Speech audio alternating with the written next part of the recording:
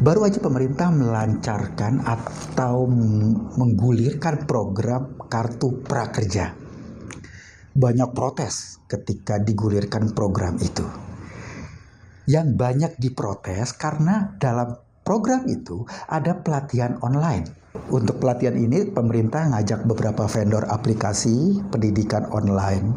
Nah, salah satu vendor yang diajak itu adalah Ruang Guru. Kebetulan CEO Ruang Guru itu adalah staf sus presiden.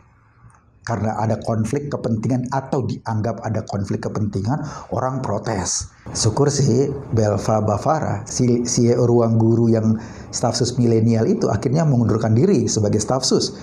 Jadi problem ini kemudian bisa diminimalisir.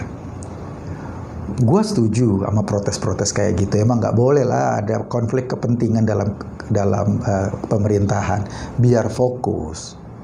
Tapi sebetulnya gini, pelatihan online sendiri itu nggak dirancang sejak awal.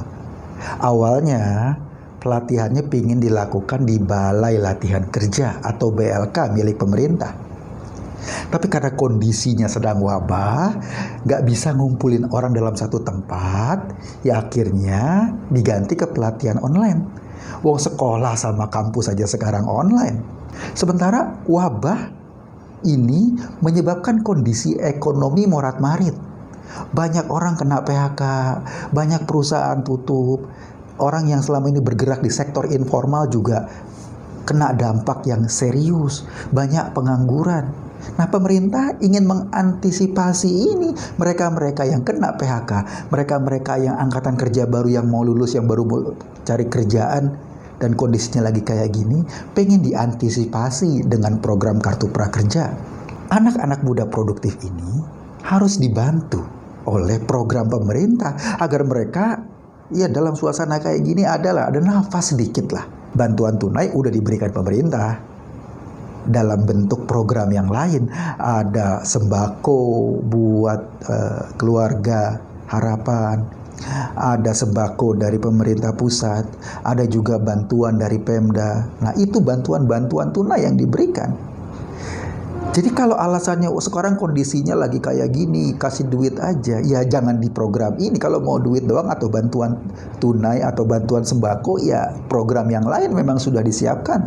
Ada 405 triliun total disiapkan oleh pemerintah untuk mengantisipasi dampak dari COVID-19 ini. Nah, Kartu Prakerja tujuannya untuk meningkatkan keterampilan.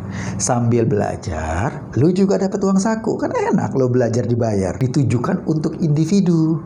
Jadi kalau satu keluarga tuh ada 2-3 orang yang kriterianya bisa mendapatkan Kartu Prakerja, ya dapat semuanya per orang, bukan per keluarga. Terus ada yang protes, wah kan pelatihan online gak efektif. Iya, pelatihan online mungkin tidak seefektif pelatihan langsung. Tetapi lo juga tahu kan sekarang sekolah juga online, kuliah juga online, kondisinya kayak gini. Terus mau gimana? Jadi kalau soal efektivitas atau tidak efektif, ya memang. Tapi kondisinya yang mengharuskan kita atau para pemegang Kartu Prakerja melakukan pelatihan online. Lo tahu targetnya ada 5,6 juta anak muda yang mau disasar oleh Kartu Prakerja ini. Mereka akan dapat 600.000 sebulan plus 150.000 kalau mereka mengisi kuesioner atau formulir yang disiapkan oleh beberapa vendor online itu. Mereka juga dapat paket 1 juta. Gunanya 1 juta ini untuk apa? Untuk memilih pelatihan online di berbagai aplikasi. Pertanyaannya gini, kan kalau 1 juta dikali 5,6 juta orang, itu jumlahnya 5,6 triliun loh yang mau dinikmati oleh para pembuat aplikasi itu. Weh, tunggu dulu. Itu kan karena kondisinya lagi kayak gini, makanya digunakan pelatihan online. Apa lo yakin kondisi kayak gini akan selamanya? Kan enggak. Mungkin aja 2 bulan yang akan datang selesai. Padahal sekarang baru terdaftar sekitar 300.000 orang. Masih ada 5.300.000 orang lagi yang disasar tapi belum ngikutin program ini. Kalau bulan depan udah selesai, kan bulan berikutnya bisa digunakan BLK. Sehingga uangnya nggak 5,6 triliun seperti yang digembur-gemburin orang itu. Itu karena memang kondisinya nggak memungkinkan untuk dilakukan pelatihan langsung di BLK. Jadi ujungnya gini sih sebetulnya.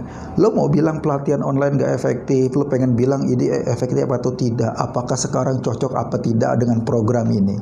Menurut gue pemerintah sudah meluncurkan program ini dan pasti sudah difikirkan baik-baik. Kalau lo memang kriterianya masuk untuk mengikuti program ini, lo ikuti secara serius. Kalau lo sudah di-approve, udah dapat kartu prakerja, lo manfaatin pelatihan ini dengan baik. Mau di BLK, mau online, ujung-ujungnya bergantung lo juga sih. Kalau lo memang punya mental nggak mau belajar, lo cuma punya mental menadah, lo cuma punya mental dapat duit kemudian udah selesai, ya udah lo nggak akan maju. Lo mau ikut pelatihan di NASA sekalipun tetap aja nasib lo jongkok. Ujungnya di mental lo. Tapi kalau lo punya mental mau maju, lo punya mental pingin menambah keterampilan, ini kesempatan buat lo. Kalau memang lo terdaftar, manfaatin dengan baik. Saran gua, mumpung ini pemerintah sudah memberikan peluang buat lo, manfaatin dengan baik. Lo nggak usah pikirin soal problem politiknya. Iya, sebagai orang warga negara di negara demokratis kita perlu berpikir soal problem politiknya, tapi juga maksud gua jangan lo salah juga tafsir bahwa 5,6 triliun itu semuanya digunakan. Kalau lo benci misalnya sama salah satu perusahaan stafsus, ya udah lo nggak usah pilih itu. Ada banyak vendor lain, ada ribuan pelatihan yang bisa lo manfaatkan untuk meningkatkan kualifikasi lo.